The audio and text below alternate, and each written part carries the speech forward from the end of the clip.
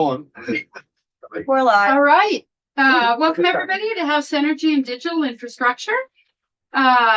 We are here today on Thursday, January 22nd, and we have been taking testimony over the past couple weeks about the copper to fiber transition and consumer protection. And we, after taking some testimony and giving it some thought, I asked our legislative council to draft some language for us to look at and see if we want to advance it. So I'm Representative Kathleen James from Manchester.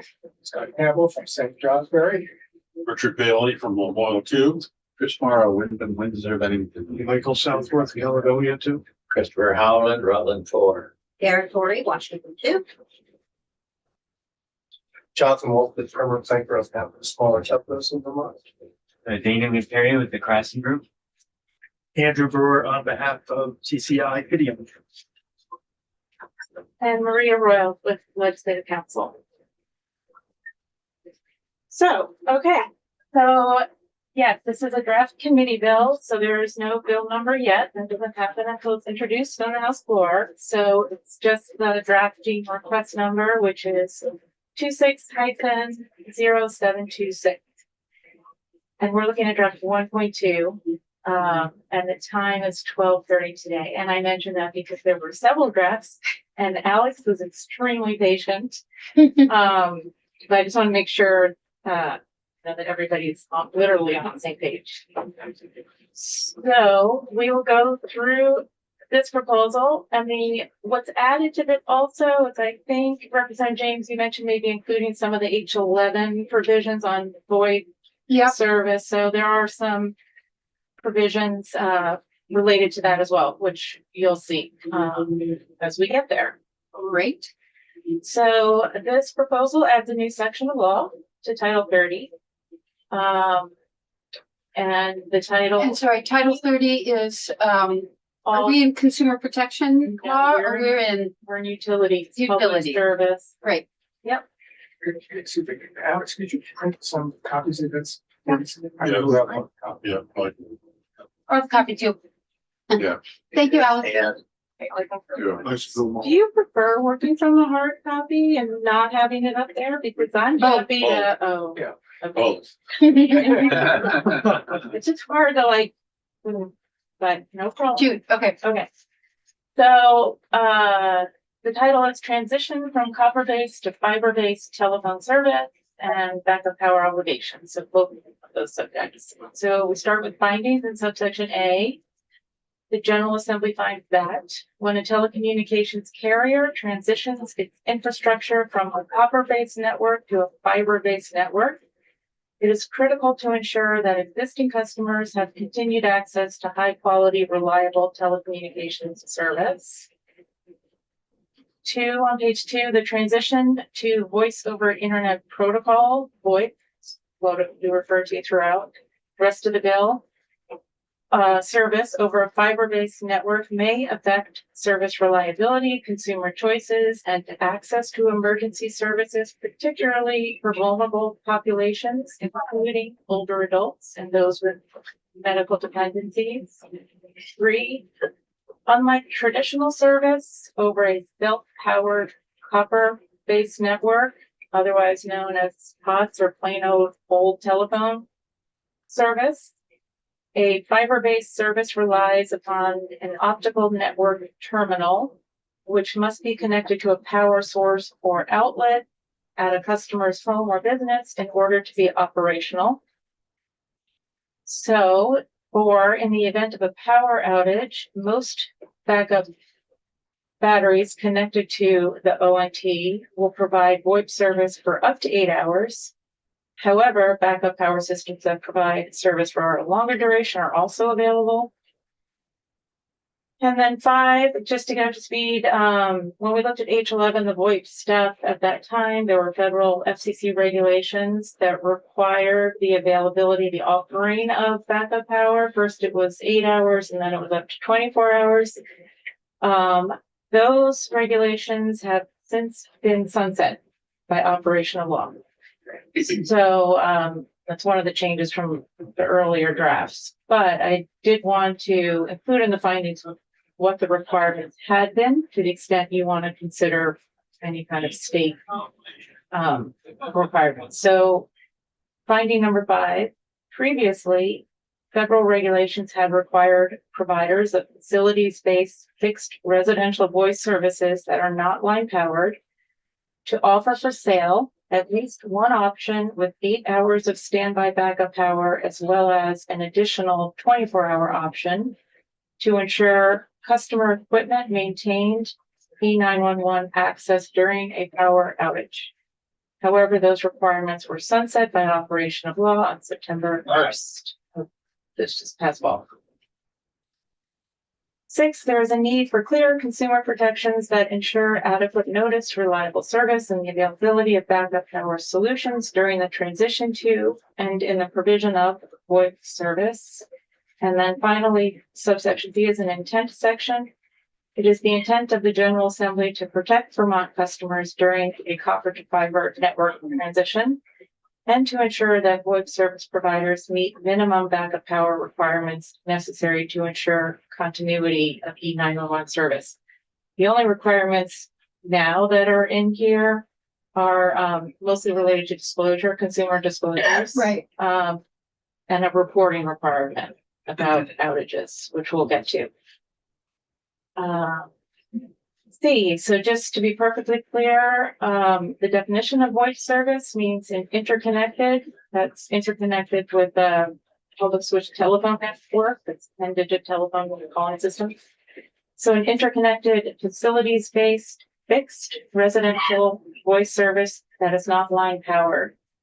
And this just refers to residential voice service. That's what the FCC regulations apply to, but I know there were some concerns about businesses that were having to transition. And so if a business owner doesn't live in the service territory, they might not be aware. Anyway, I just wanted to flag that issue.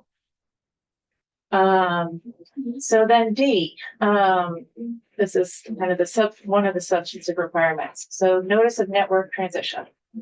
The telecommunications carrier proposing to transition from a copper-based network to a fiber-based network in its service territory shall provide written notice to the Commissioner of Public Service and to all affected customers at least 90 days, 60 days, and 30 days prior to the planned transition. In a form and manner prescribed by the Commissioner, the notice shall include 1, the date the transition is expected to occur. 2, the details of service changes, including any potential impacts to a customer's current telephone and broadband service as applicable. 3, instructions for customers on how to transition their service to VoIP service or alternative services, including information and technical support for customers seeking to continue home monitoring equipment such as a security system, medical equipment, or other equipment that relies upon telephone service to function properly. 4, disclosures about the carrier's obligation to provide regulated landline voice service to all residential customers in its service territory, including its obligation to provide a calling plan at the same price as offered prior to the transition, unless a customer voluntarily chooses to make service changes. And that usually comes about if somebody wants a bundled service, wants internet access and a voice service, that might affect. But if you just want the voice service, then they're required to provide something comparable to what you had. Could you, do you mind scrolling back up? Because I was going to ask a question and then I thought I'd wait, but now I'm already losing track of it. I'm sorry. Could you go up to where it says something about the commission in a manner and form? Oh, that the is notice? Yeah. there. In a form and manner prescribed by the commissioner. What does that mean? Well, so I mean, sometimes for notices like this, it'll say in a clear and a conspicuous, it'll even, say the font or like on a page, a separate page, like just to make sure it's obvious to the customer. So this is basically saying to the commissioner, come up with what the notice looks like, how these disclosures are made. They're still required to be made, 90 days, 6 days, 30 days. But the form how it appears, how it's distributed on what kind of document. So it's not tiny print, it's meant to get to that kind of thing. Does written notice legally mean it has to be a hard copy that comes in the Typically. mail? Typically. You can specify anything that you want. Okay, So so I just want to flag then Yep. that little bit. Written notice and form and manner. Yeah, I'm just curious if we envision a role for the commission, for the department in being like a partner in getting the word out. yes, there's another subsection that talks a little bit more about that. Okay, so move it by. Mhm. Okay, so as part of the disclosure, information on the availability of backup power options and battery backup devices to ensure each customer can maintain service continuity during the power outage, including clear information on the availability, costs, and installation procedures for battery backup systems. Costs, this was modeled after the older language where they had to have the disclosures, and so they probably still some information about what's available to customers. The provider might not know the costs if they're not actually selling the devices, so might need to tweak that language a little bit. And 6, a brief summary of and link to the consumer protection rules and PUC rule 3.300. This is the PUC rule on disconnections. Yeah, Rep Southwood. So the one thing that I'd like to, you say in a link to consumer protections, I'm assuming you mean a link for internet lookup. Yes. Yeah, Some people don't have it. yes. Yeah. So I'd like to think about something there.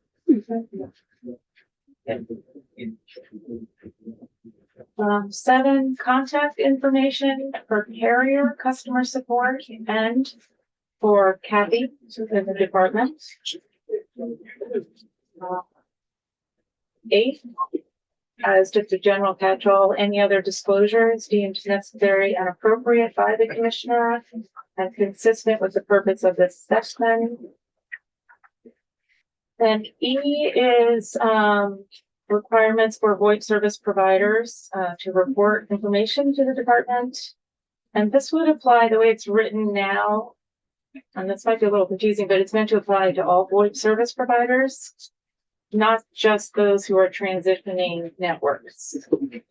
So it specifies that beginning on or before November 1st of this year and annually thereafter, each VoIP service provider shall file a report with the department detailing the number of customers who have purchased battery backup systems from the carrier and the cost of battery backup options offered to customers if applicable, and documenting any known incidents where 911 access was impaired due to the lack of backup power.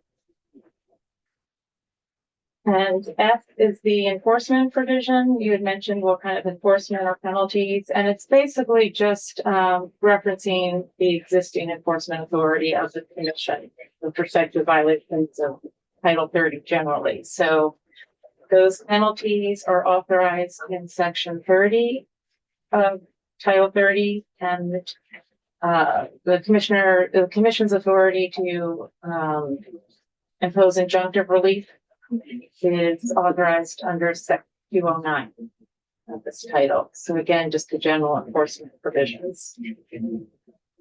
And then G concerns department monitoring, and this is almost identical to what was in H11, one of the provisions. So in addition to reviewing the annual reports that the VoIP service providers file that we just looked at, the Commissioner of Public Service shall review quarterly the outage reports submitted to the E911 board pursuant to the board's rule governing outage reporting requirements for originating carriers and electric power companies to determine if there are areas of the state particularly prone to carrier or power outages and assess whether locations in those areas have access to facilities-based fixed voice service that is line powered, so copper service, or to voice service offered by commercial mobile radio service, so cellular service.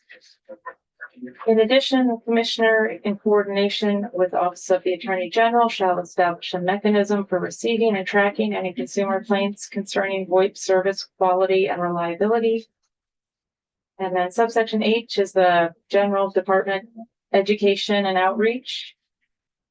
It specifies that the commissioner shall develop consumer education and community outreach initiatives designed to ensure, on page 6 now, 1, all customers impacted by the transition from a copper-based network to a fiber-based network are aware of their rights and the carrier's obligations during the transition. And 2, all customers who use VoIP service are aware of the risks and best practices concerning emergency preparedness in the event of a power outage.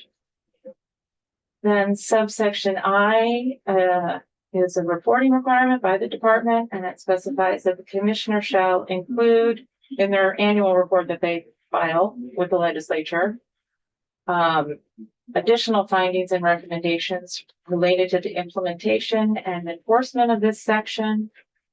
And then in the report that would be due next year, and only in that report, the commissioner shall consider and make recommendations on 1, whether the state should establish a program designed to provide financial assistance to low-income customers for costs associated with the purchase and installation of backup power equipment. That was in the H11 section. 2, whether the state should enact additional backup power obligations applicable to VoIP service providers. And that's in addition to what's in here, which is mostly disclosures and reporting. So once the FCC regulations were repealed or sunset, I know some states have been looking. I don't know if any states have enacted anything yet. They were just repealed September, but I think like the California PC is looking at whether they should impose state requirements similar to what the FCC has required. And then the other thing, this would take effect on passage, and then there's just a question about when you wanted to apply to carriers in the state, and right now it just says September 1st. So Was there anything in the section that went through everything they had to disclose? Was there anything about like discount programs for income eligible Vermonters or anything? no, you Might can be certainly add yeah. that. Sorry. It was Yeah, okay. Yep, so information about discounts, so Lifeline. Yeah. Federal and state Lifeline program. mhm.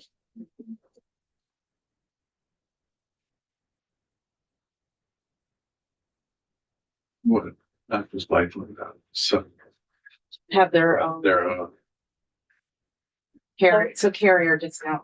Yeah, carrier discounts like if you're income eligible, you can get, a cheaper monthly rate for certs. How do they verify that? I think they apply, Chris knows about this, they apply, Right. Comcast piggybacks on some, on SNAP or something. yeah, right? they had like a list of 4 or 5 different programs that you qualify for, you would get the discount. But they would have to verify that the person is receiving benefit, yes, something like that. Yeah, I don't remember how they verified it, but Yeah. I think they just need, the person needs to just send in a copy of their, yeah. But don't quote me on that, you just look that up again. Yeah, and that. So I wasn't sure if Comcast would apply to their internet offering. Oh, this or was the internet, telephone, yeah. But you could include both, right? So the customer understands what Right. service. A lot of they'll people consider get getting bundled. data, yeah.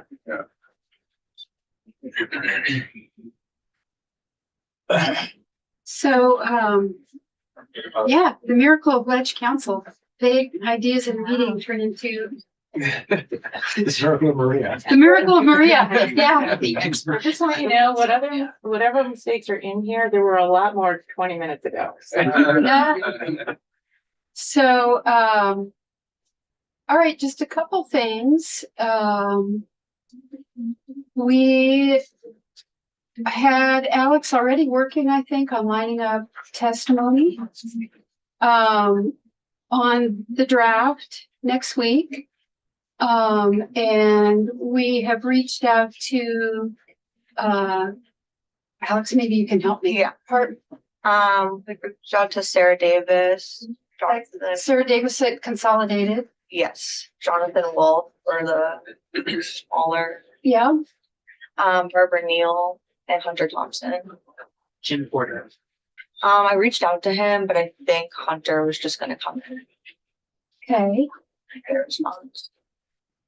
I mean, how committee bills work, like I can, the long form and the short form, but I'm really a member of the committee. You can do a committee bill anytime and just Make it up. make it up, and then, That's what we did. okay. There's no deadlines or anything on that, just make I it think up. I've done a bunch of them. Crossover. Crossover, yeah. Well, yeah, But yeah, okay. yep.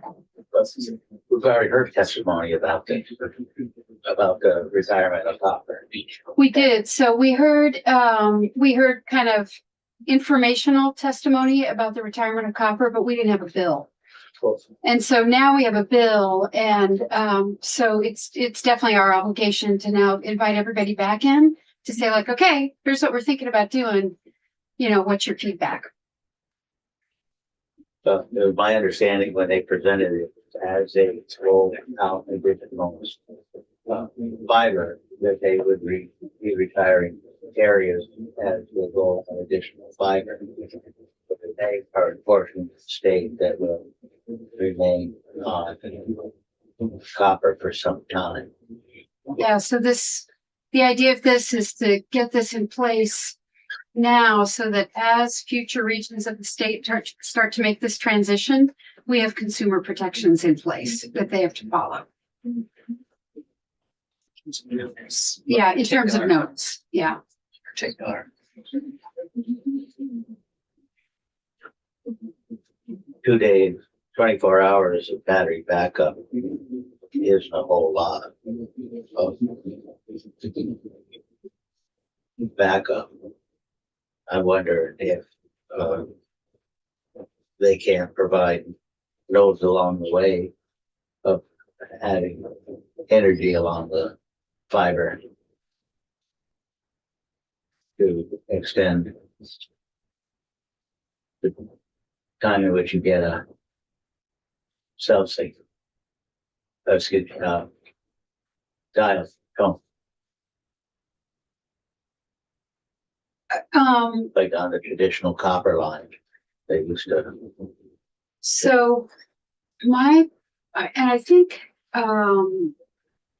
that my sense of the committee on this bill anyway was that we wanted to focus on not necessarily on mandated upgrades to, equipment, but rather on how, as companies make these inevitable transitions, to make sure that Vermonters are properly notified, that they know what's happening, that they have the information they need to make an informed decision, and kind of limit our work here on this bill to kind of consumer protection in the sense of you've got all the info you need about what's going on. This is possibly a big technological transition. You should know what's happening and be able to make an informed choice and put some basic measures in place. So I wasn't envisioning that we'd go beyond that to requiring. No, but I just am concerned as to where it is applicable and not applicable, meaning that where there's going to be copper out there for some time to come. But once they come through with fiber, you have voice over internet or nothing. Right. Yeah. Right. At which time people have to, they're in a catch-22. They don't get cell service, and now they gotta have a battery. Yeah. Exactly. That's why we're doing this. Yeah, we should make consolidated high power walls for everyone. No big deal. Um, Excuse me. But it does the trade name. We have that. I like it better. Are there- We have that. are, I think this just makes explicit the fact that there is some risk that our customers who their power will go out and will be out for more than 2 days and their battery will run out and they won't have telecoms. That we can be explicit about that. But we don't also have a measurement of the number of consolidated customers that have left consolidated for their bundle on their fiber service. Well, that's one of the issues with consolidated now is that they've lost a lot of traditional landlines and the subscription dollars that come with that.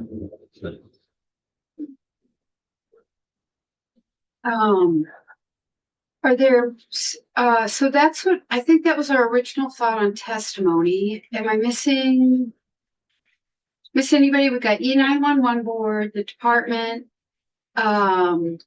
consolidated. We've got Jonathan, if they want to come in and just make a quick comment. Are we missing anybody that we need to hear from? Yeah, we're trying to get them in all next week, right, Alex? Okay. Yeah, everybody will be in next week. If you want a consumer's experience with it, I got a constituent email about this morning, Great, and he would be willing to testify, but super. I don't know if you want to invite that whole Well, side of things. I would say, Does this get better? It's really good. yeah, would this have helped? You know, the only reason I'm hesitating is that, knock on wood, famous last words, we can all laugh later. This could be a bill that we could potentially move along pretty quickly. Okay, let's- So unless we really feel like we need to hear from somebody who's been impacted, I'm fine to do that. Why don't you think about it, Chris, and, half an hour if he wants to come in and testify or bounce off this bill, like, here's our language, would this have helped you? Okay, Yeah, I really appreciate that, brought this bill forward. It is a small bill, telecommunications and it's a big, area. This, I think, will have a big impact, just making sure that our, 911 and the Department of Public Service are aware that's a huge impact right there. That allows them to do their job better. So I am grateful for this measure and would love to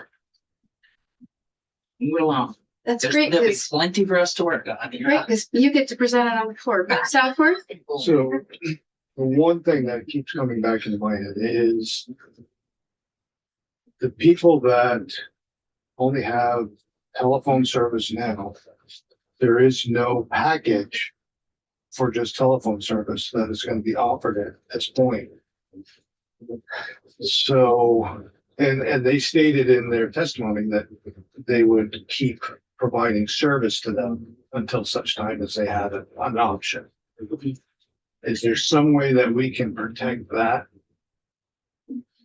That's a really good question to ask the. Protect what? Well, protect the going forward, are they still gonna be serviced to a point where it's met, the quality of service is met? So you could definitely talk with Hunter about this because he's involved. But my understanding is because voice service is a regulated service, that they can't just drop you if they don't have the alternative VoIP service, just voice at the same rate. They can't do anything in terms of changing their service until that option is available. That being said, you can definitely hear from Hunter and it support to put that in here to make sure nobody is shut off before there is a comparable service available. Yeah. And that's not already provided? I think it's already required because it's a regulated service.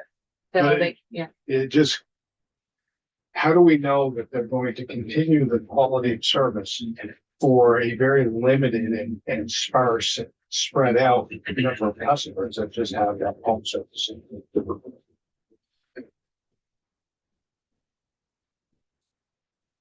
So, And maybe by then they will have it figured out and they'll have it and it'll be null and void, but Matt, I'm I sorry. mean, my sense and past experience is that is be very generous here, extremely difficult for them to maintain that quality because of this. And I know, I was trying to be kind. and so I think that is why they are moving so quickly.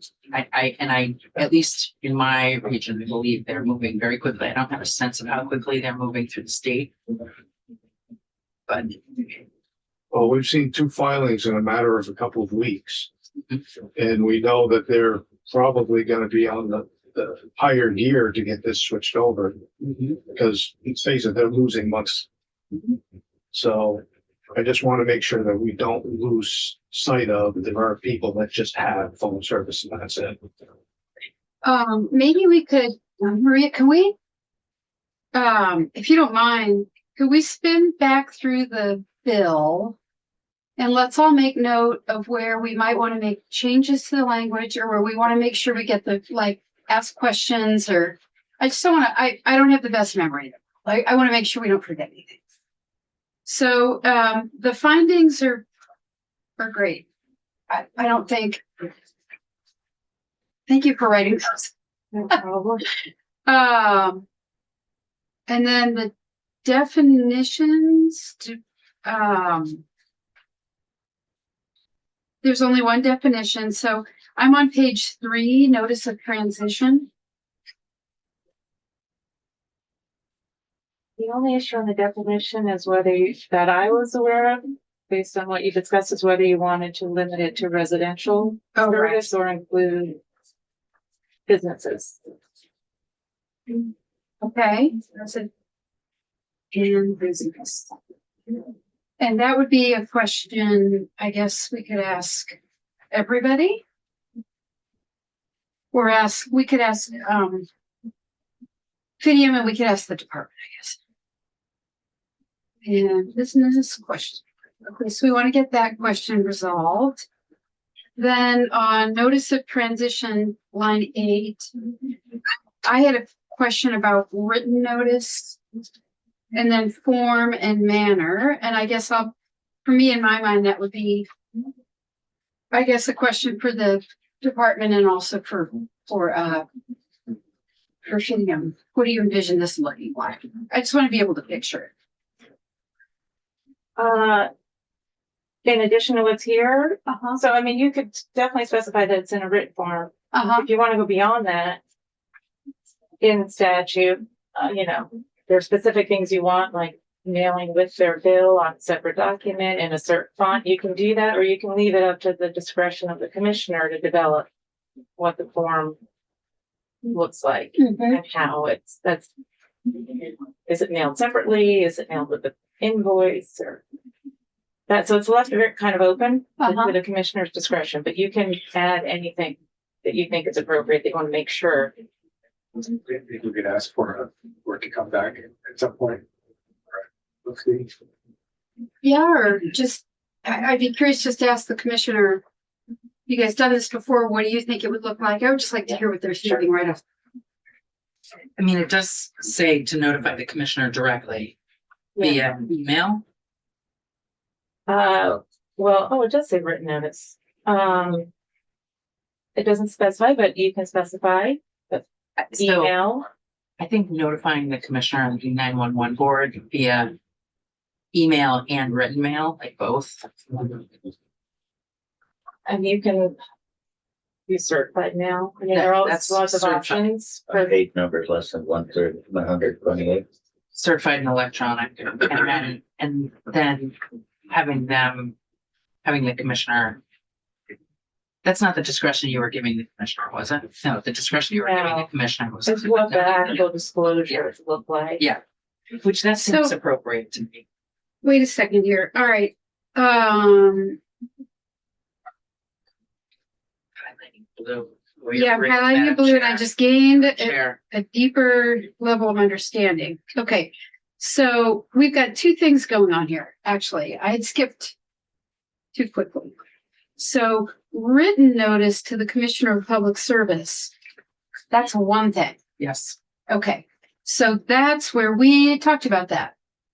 We want it not just to go to the Commissioner of Public, that's okay. So we want it to go written and email.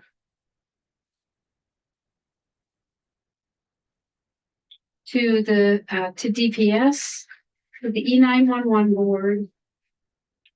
I thought there was somebody else, It goes to the PUC already and the governor and the Defensive Department of War, whatever it's called now. defense.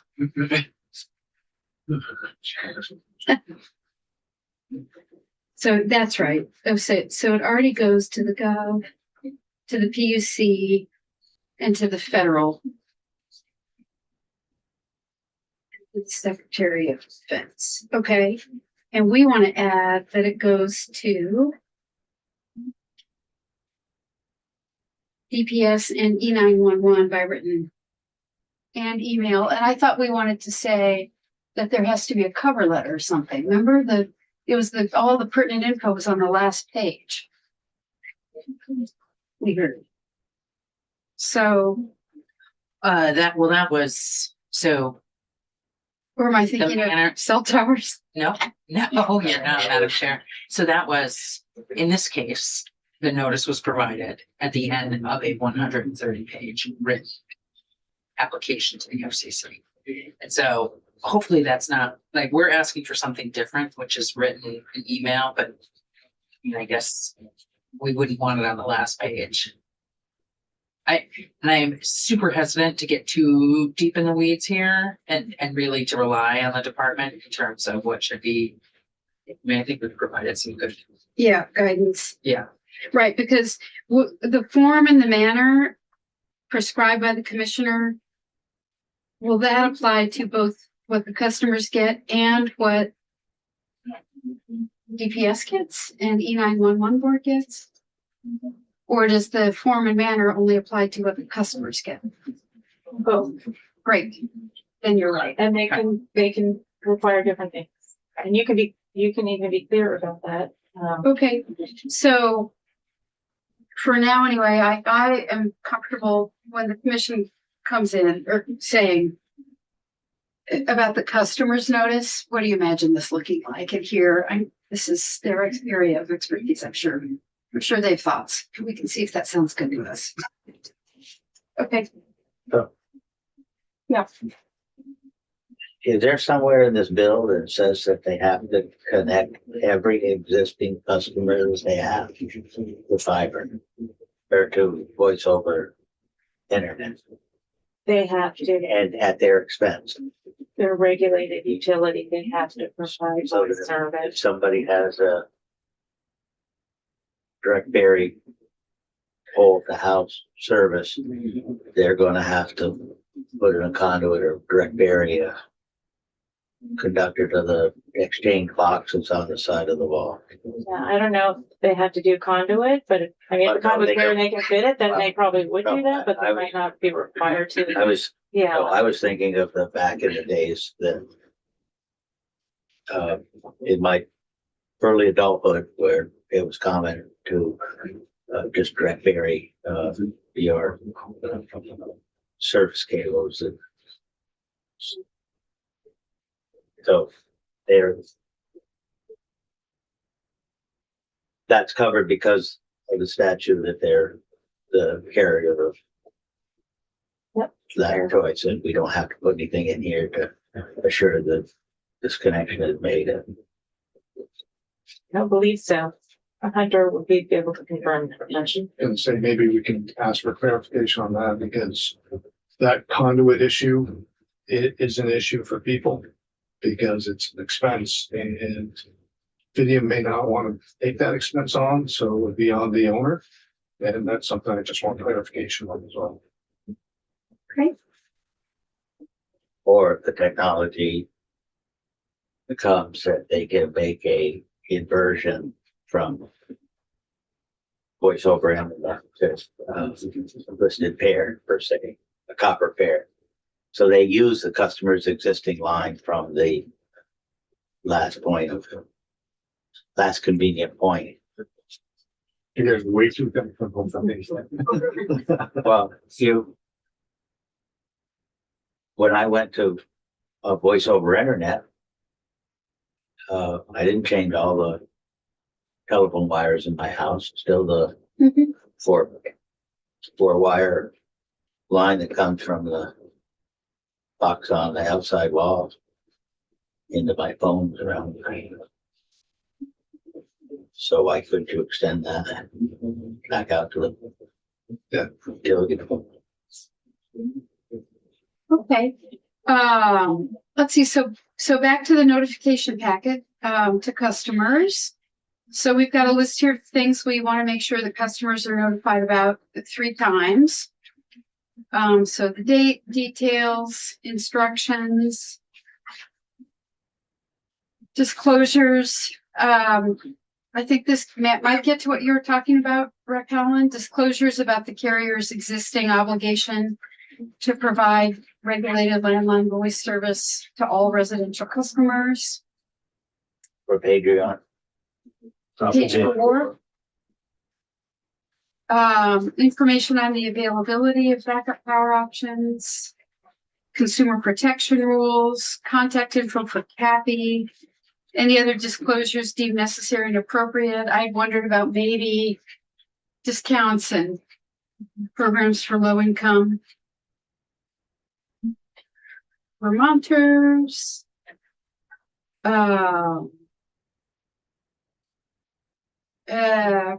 Okay, and then now we're moving into a different section where we're talking about reporting. So we've got a report, we're standing up a new annual report on VoIP providers, about battery backup and the cost. We've got some enforcement. I know that had been one of Rep. Southworth's questions. What are the remedies authorized by this title? So the penalties, the civil penalties, it depends, I think, on the severity, like if there's substantial harm, but I think up to $40,000 if there's no severe or substantial harm. Otherwise, I think it's like up to $80,000. I believe those are the civil penalties. And then the PUC just has injunctive authority to require a provider to do something or restrain from doing something. That's the injunctive. Okay. Then we have some monitoring with DPS reviewing outage reports to determine if there are areas of the state that are particularly prone to outages and see what services they have access to. Then at the bottom of page 5, we have a consumer education initiative designed to ensure that customers impacted by this transition are aware of their rights and the carrier's obligations, aware of the risks. That also gets to, I think, what you were talking about, Rep. Helen, and best practices concerning emergency preparedness. And then a one-time report on how this is going and whether we should establish a program to help low-income customers install backup power equipment, or whether the state should do that. So I feel like I marked places where we want to ask questions. I feel like we've got the right witnesses coming in. I'm thinking of a question about technology. Battery technology is changing probably fairly quickly. Perhaps the power requirements of the ONTs is evolving as well. Whether that is so. Maybe also an option would be to have a small solar panel that powers the battery like you see on, road signs. You know, I'm just thinking about other possible technology solutions that we might want to hear about, or we might want to include in the annual report. I guess it's an annual report from, NCS. This one's a one-time. No, actually, it's an annual report. It's part of the general annual report that the department files every year. But just with respect to those two things that were specifically the low income or additional backup power obligations, that's only in the 2027 report. Would that be a place to add this? Maybe, I guess I'd like to hear about the testimony. And since this is, you know, a pretty rapidly evolving industry, I think it seems like it would be good to hear about it, annually. About, Well, so battery technology as battery technology improves, would the threshold outage coverage be longer? You know, maybe. oh, so you want that in the report? Yes. Just an maybe- evaluation of what the Yes, what the batteries That's are right. these That's right. days. So Okay, maybe in 5 years, we'll have batteries that'll last a week. okay. You know, like, So just part of the report. yeah. Okay. And because then it would trigger. Yeah. Legislation to And that should change go into court requirements. annual, that should What's that be called? maybe added to the annual report, not Yes. just the 2027. Yes. Okay. The current Thank you. capacity of their batteries, sorry. Well, it's very evolving technology, yeah. We were hearing earlier testimony this week, that bring your own battery technology with utilities is kind of expanding, even the small co-ops are gonna be offering. So, I mean, there could be people who already have the whole house covered. Well, and maybe, yes, maybe, I mean, one of the things that when you're putting in a large battery like that, one of the things you have to decide is, well, what am I gonna back up? You know, the refrigerator, a fire alarm, whatever. So maybe you'll back up the whole house.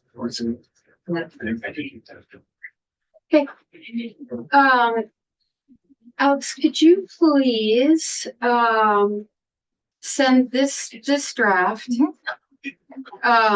to Hunter and Jim Porter at DPS, Barb Neal at E911, has an outdated draft. Yeah, I sent them to all the witnesses for this week. Great, this most, This most recent one. oh, why would I even need to mention it? Great, yeah, just make sure everybody who's coming in has this latest and greatest. Great. All right, thank you. You're welcome. So, we'll maybe try to wrap up testimony on this next week. Oh, committee bills.